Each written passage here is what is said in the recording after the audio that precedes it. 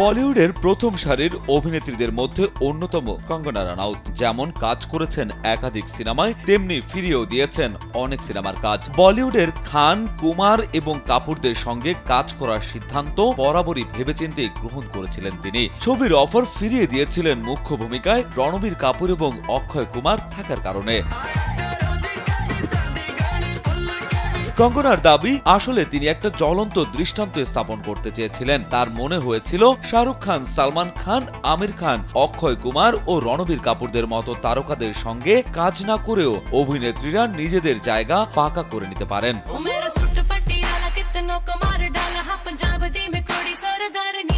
Sandalina so, রূপচর্চায় আভিজাত্য।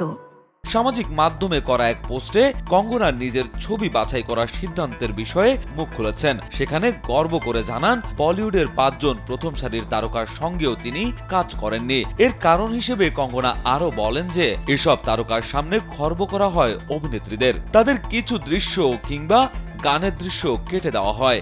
এ ধরনের চরিত্রে কখনোই অভিনয় করতে চাননি এই অভিনেত্রী।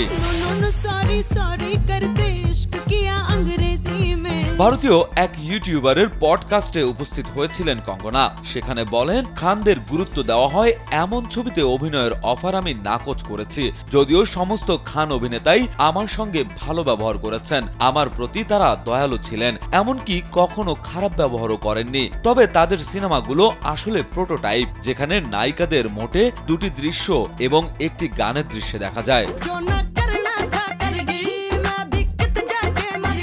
কঙ্গনা নিজেকে অভিনেত্রীদের মধ্যে 1 নম্বরে দেখতে চান, যিনি শুধু প্রথম সারির তারকা নন, শীর্ষ স্থানে থেকেও খানদের সঙ্গে কাজ করেননি এমন দৃষ্টান্ত তৈরি করতে চান।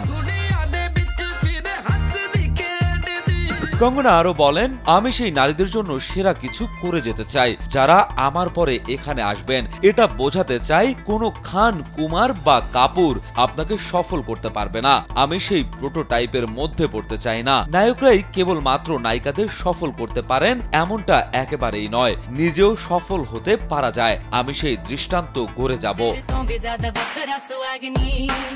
রাজু আহমেদ, কালবেলা।